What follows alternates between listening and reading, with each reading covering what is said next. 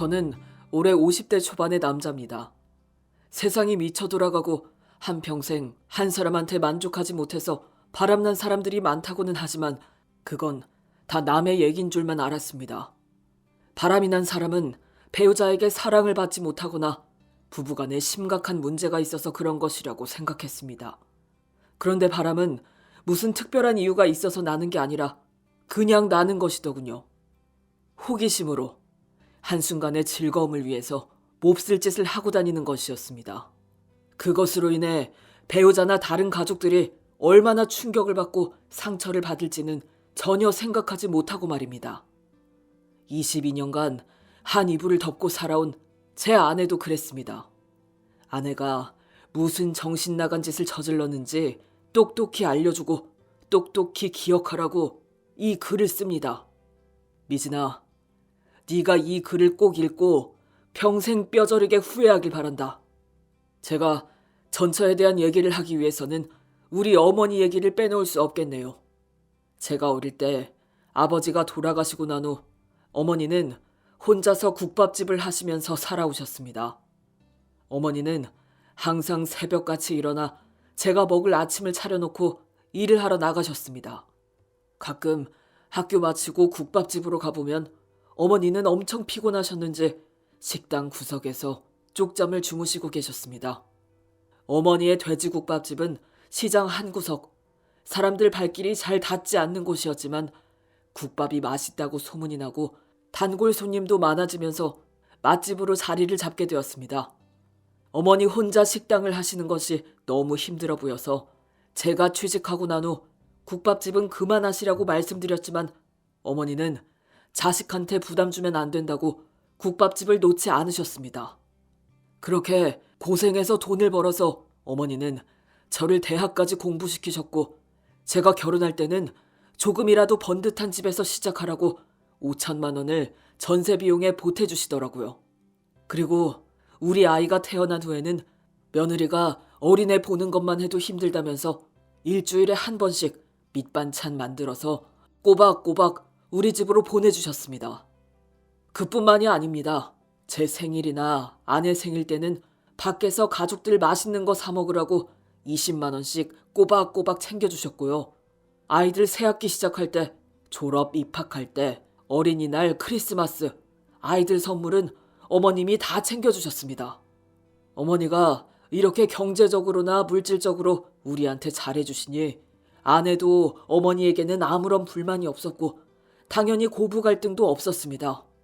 아들 하나 있다는 게 별로 도움은 안 되고 너무 받기만 하는 것 같아서 저는 늘 어머니에게 고맙고 죄송한 마음이었지요.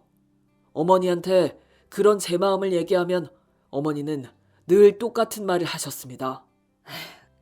돈은 이런 데 쓰라고 버는 거야. 이 나이 되면 자식들 행복하게 잘 사는 거 보는 게 그게 낙이야. 너희가 잘 살기만 하면 돼. 나는 그걸로 충분하다.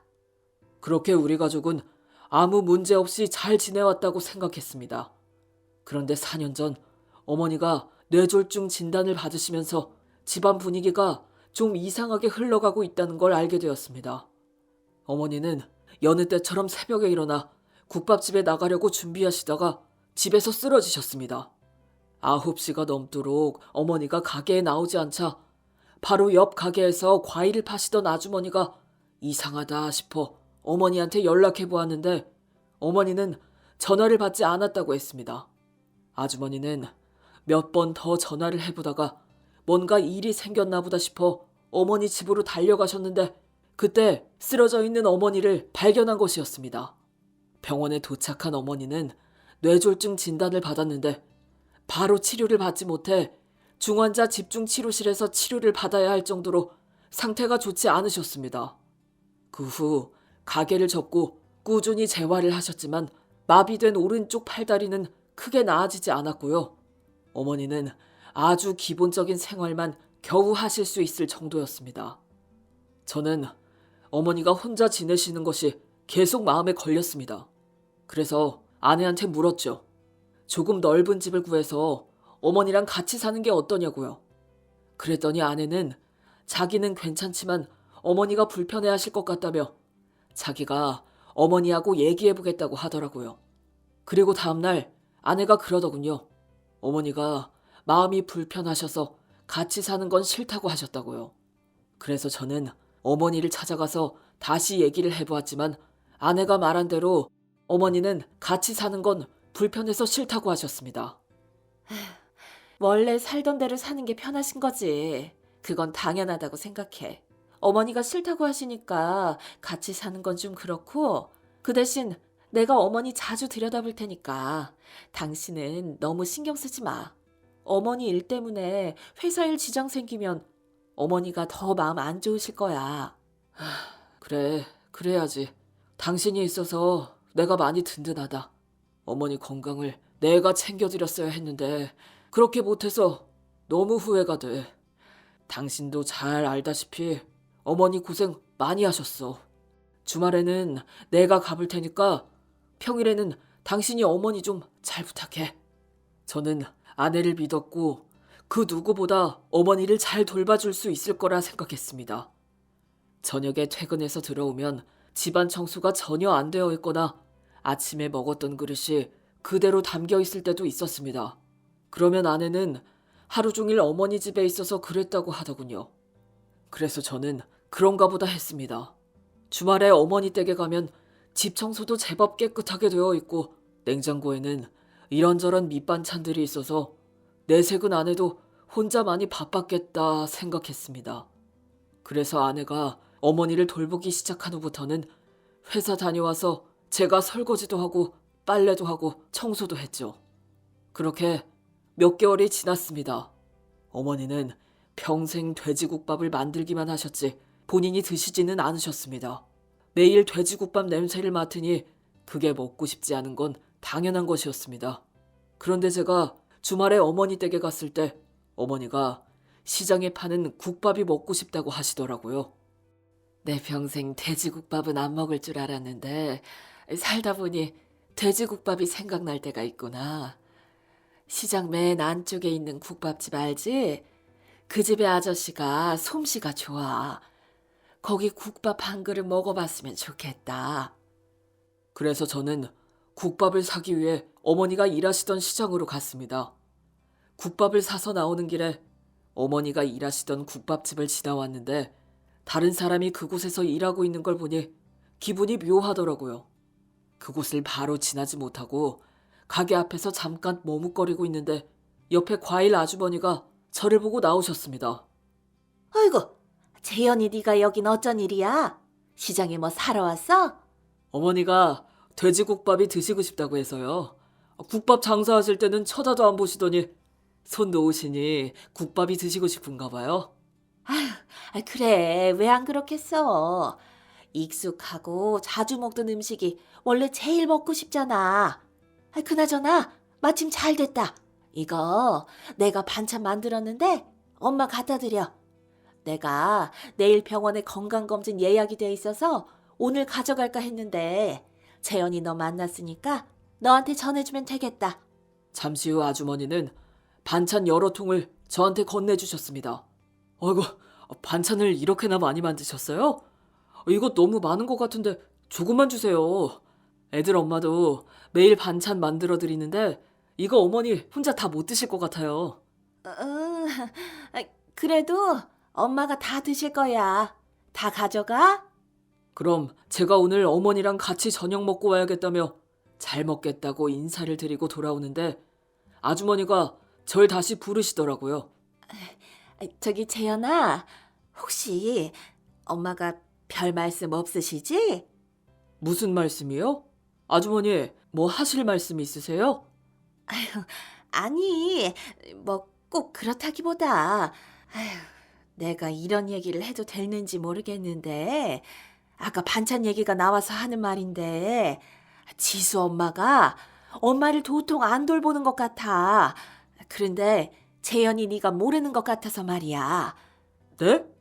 무슨 말씀이신지. 평일에는 지수 엄마가 어머니 보살펴드리고 주말에는 제가 오고 서로 번갈아가며 하고 있어요. 어머니 드시라고 반찬도 만들어드리고 청소도 매일 해드리고 있고요. 아주머니께서 무슨 오해를 하고 계시는 것 같은데요? 그게 아니고. 에이, 나도 모르겠다. 말이 나왔으니까 그냥 얘기할게. 엄마 쓰러지시고 나서 지수 엄마, 너희 엄마 집에 딱 한 번 들여다보고 갔어. 먹을 것을 만들어 오거나 청소라도 하러 왔으면 내가 말을 안 해. 네 엄마 입단속 시키러 온 것 같더라고. 입단속이라뇨? 네가 어머니 모시고 살자고 지수 엄마한테 얘기했지? 네가 엄마한테 먼저 물어보면 네 엄마가 그러고 싶다고 말할까 봐 지수 엄마가 미리 와서 네 엄마 입막음한 거야. 자기는 어머니하고 같이 살 마음이 없으니까 그렇게 알고 아들한테 같이 안 산다고 얘기하라고. 부부지간에 분란 일으키기 싫으면 엉뚱한 소리 하지 말라고 윽박지른 모양이야. 네 엄마 병원에 입원했을 때도 그래. 내가 네 엄마 때문에 마음이 안 좋아서 병원에 자주 다녀왔는데 병원 오는 사람이 머리부터 발끝까지 한껏 꾸미고 와서는 얼굴만 삐쭉 내밀고 간 게 전부야.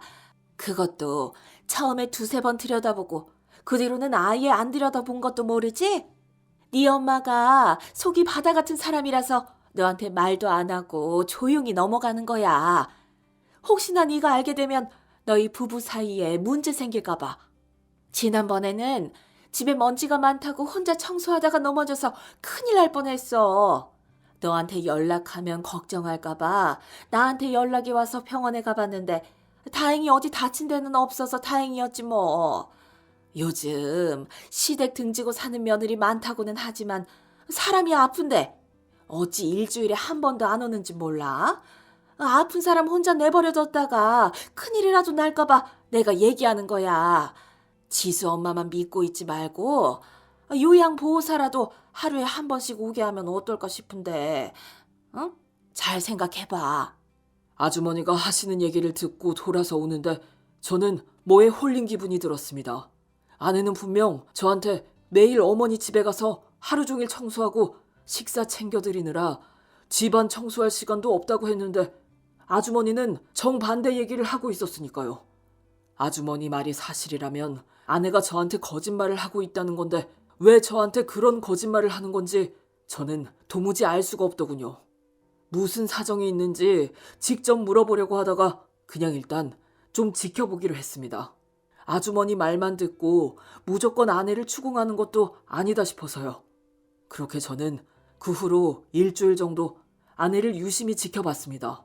아내는 왠지 모르게 늘 기분이 좋아 보였고 어딜 가나 전화기를 들고 다녔습니다.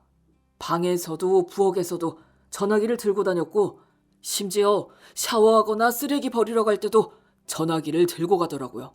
그리고 누구랑 문자를 주고받는지 그렇게 좋아하던 드라마를 보면서도 문자만 오면 입이 귀에 걸려서 전화기를 내려놓을 줄을 몰랐습니다. 그 모습을 보니 뭔가 있긴 있구나 하는 생각이 들더군요. 어떻게든 전화기만 보면 아내가 뭔 짓을 하고 돌아다니는지 답이 나오겠다 싶었습니다. 그런데 아내 전화기를 몰래 보는 건 거의 불가능했습니다. 항상 전화기를 손에 쥐고 다닐 뿐 아니라 비밀번호도 늘 잠겨 있었거든요. 저는 어떻게 하면 전화기를 들여다볼 수 있을까 고민하다가 하루는 맘먹고 아내한테 전화기 좀 빌려달라고 했습니다. 여보, 나 전화기 좀 잠깐만 줘봐. 오늘 퇴근하다가 전화기를 떨어뜨려서 그런지 통화 버튼이 안 눌러져. 회사 사람한테 급하게 전화 한 통 해야 되는데 당신 전화 좀 쓰자. 전화기 고장 났어? 어쩌다가 그런 거야. 빨리 쓰고 줘. 친구한테 문자 받을 거 있어. 그래, 알았어. 통화하는데 1분도 안 걸려. 금방 줄게.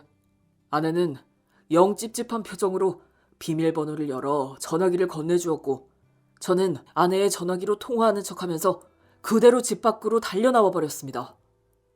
뭐해? 내 전화기 들고 갑자기 어디 가는 거야? 아내가 제 뒤통수에 대고 소리를 질렀지만 저는 뒤도 안 돌아보고 제 차로 들어가 문을 잠가 버렸습니다. 그리고 저는 차 안에서 아내의 전화기를 천천히 들여다보았습니다. 아내의 전화기에는 제가 생각했던 것보다 더 충격적인 사실이 들어있었습니다. 전화기를 보기 전까지만 해도 아내한테 남자가 생겼을 수도 있겠다, 아내가 바람이 났을 수도 있겠다 생각했습니다. 그런데 단순한 바람이 아니었습니다. 아내는 전화기 어플을 통해 지역 애인 만들기 만남을 이어가고 있었습니다. 어플에 가입할 때 자신의 개인정보는 전혀 입력할 필요 없고 별명과 성별, 나이, 지역만 입력하면 만남이 이루어지는 것 같았습니다. 어플에서 아내가 사용하는 별명은 줄리아였고 남자들은 아내를 줄리아 씨라고 불렀습니다. 아내는 어플에 1년 2개월 전에 가입했고 어플을 통해 아내는 이미 여러 명의 남자를 만나고 있었습니다. 그중에 몇 명과는 지속적으로 연락을 주고받았는데 아내는 주로 낮 시간에 그 남자들을 만났더군요. 저한테는 어머니 집에 간다고 거짓말하고 남자들을 만나러 다닌 거였죠. 제가 아내 전화기를 들여다보는 동안 아내는 차 문을 두드리며 문 열라고 미친 사람처럼 소리를 지르고 있더군요. 그 모습을 보는데 정말 기가 막히더군요. 아내에 대한 배신감과 어머니를 제대로 돌보지 못한 죄책감이 뒤섞여 마음이 너무 괴로웠습니다. 아내는 문 열라고 전화기 달라고 문을 두드려대는 동안 한 남자한테서 내일 춥다는데 따뜻한 시간 어때? 라는 문자가 오더군요. 미친 것들은 이 어플에 다 모여있나 보다. 하도 기가 막혀서 헛웃음이 나올 지경이었습니다. 아내의 전화기를 들여다보는 동안 우리는 끝이고 절대 예전으로 돌아갈 수 없다는 생각이 들었습니다. 저를 속였던 것, 어머니에게 협박하듯 입막음했던 것, 그리고 아픈 어머니를 방치했던 것, 그 무엇도 용서가 안 됐습니다. 저는 우선 어머니 집으로 가서 아내가 더 이상 어머니 집에 찾아가지 못하게 어머니 집 비밀번호부터 바꾸고 혹시라도 아내가 오면 절대 문 열어주지 말라고 어머니께 일러주었습니다. 그리고 아내 전화기를 몇 시간에 걸쳐서 샅샅이 훑어본 후 아내가 유부녀인 것을 알고도 만남을 유지해온 남자들을 찾아냈는데 지속적으로 연락한 4명의 남자 중 2명이 아내가 유부녀인 것을 알고 있었고 심지어 그 둘은 우리 동네에 살고 있는 인간들이었습니다. 그 사실을 알고도 저는 잠깐 그래도 가정은 지켜야 하는 게 아닌가 고민을 했습니다. 하지만 곧 고민할 가치도 없다는 결론을 내렸습니다. 모든 건 뿌린 대로 거두어야 한다. 법대로 순리대로 처리해야 한다 생각이 들더군요.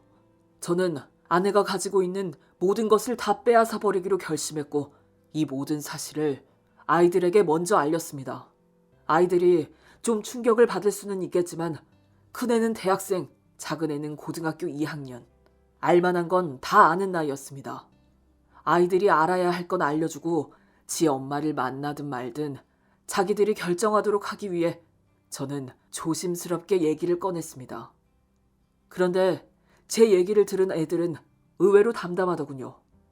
이 정도인 줄은 몰랐지만 지 엄마가 하는 행동이 뭔가 이상하다는 생각은 가지고 있었던 모양이었습니다. 그래도 할머니한테는 꼬박꼬박 찾아가는 줄 알았는데 아픈 할머니를 두고 어찌 그럴 수가 있냐며 아이들은 지 엄마에 대해 치를 떨더군요.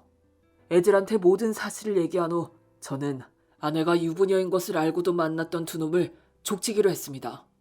가정이 있는 여자를 건드려 놀아놨던 것, 자신들도 가정이 있으면서 뻔뻔하게 외도를 저질렀던 것, 그 어떤 것도 그냥 넘어갈 수 없었습니다.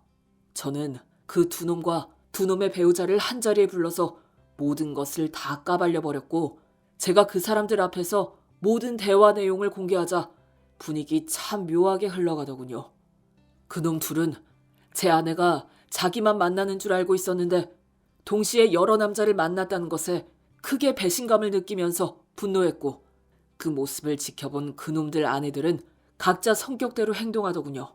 한 사람은 자기 남편에게 온갖 쌍욕을 다하면서 미친놈, 너는 그러고도 남을 놈이라고 당장 이혼하자고 말하고는 가족들이 모인 단톡방에 이 사실을 바로 공개해버렸습니다. 그리고 한 사람은 자기 남편 뺨을 망설임 없이 시원하게 후려쳤고 그래도 분이 풀리지 않는지 숱도 얼마 없는 그 남자의 머리를 잡고 쥐어뜯어버렸습니다. 그야말로 아수라장이 따로 없더군요. 저는 이대로 있다가는 할 얘기도 못하고 끝날 것 같아서 그 자리에 나온 여성분들을 잠깐 진정시켰습니다. 그리고는 본인 남편들만 잡지 말고 같이 바람 피우고 다닌 여자도 잡아버리라고 했죠. 당한 만큼 분풀이는 하셔야 하지 않겠습니까? 그쪽들은 앞으로 어찌 될지 모르겠지만 우리 부부는 이미 끝났습니다. 하늘이 두 쪽 나도 용서할 마음 없고요. 나는 이놈들 상간남 소송 걸어서 위자료나 받아낼 테니 그쪽들도 정신 나간 제 아내한테 상간녀 소송 걸어서 위자료 최대한 많이 받아내세요. 아주 탈탈 털어버리시길 바랍니다. 제가 이 자료들은 다 드릴게요.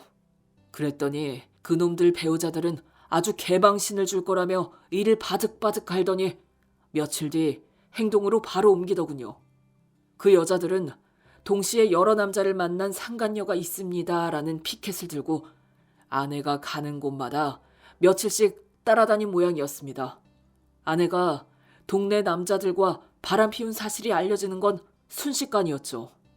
아내는 그 여자들을 명예훼손으로 고소할 거라고 난리친 모양이었지만 그 사람이 아내 이름을 언급한 적도 없고 누구라고 말한 적도 없으니 명예훼손거리는 되지도 않는 모양이었습니다. 아내는 그 후 밖에 나가면 그 여자들 또 마주칠까 겁이 나서 집 밖으로 나가지도 못하고 집에만 처박혀 있었는데 집에 있으니 자꾸 애들과 마주치는 것이 고역이었던 모양이더군요. 결국 아내는 오밤중에 제 발로 걸어나가 친정으로 갔는데 그날 바로 장인어른이 저한테 전화를 하셨더라고요. 어떻게 된 일이냐고 묻길래 저는 있는 사실 그대로 알려드렸습니다. 이게 미쳐도 단단히 미쳤구나. 단단히 미쳤어. 장인어른은 화를 주체하지 못하시고 전화를 끊으셨는데 공무원을 지내신 대쪽 같은 장인어른이 그 후 어떻게 하셨는지 안 봐도 눈에 선하네요. 그렇게 저는 한바탕 난리를 치른 후 아내와 깨끗하게 정리했고 아이들도 지 엄마는 별로 보고 지내고 싶지 않다고 연락도 하지 않더군요. 제가 이혼을 하고 난 후 어머니 마음이 좀 안 좋으신 듯 했지만 제가 괜찮다 하고 애들도 괜찮다 하니 어머니도 한시름 놓으시는 듯 했습니다. 사람이면 사람답게 행동하고 가정이 있는 사람이면 가정에 책임을 지고 살아야지. 어찌 그리 한순간만 생각하고 짐승같이 사는지 참 알 수가 없습니다. 자기가 저지른 것에 대한 꼬리표가 오래오래 따라다녀서 괴롭고 비참한 시간 오랫동안 이어지길 바랍니다.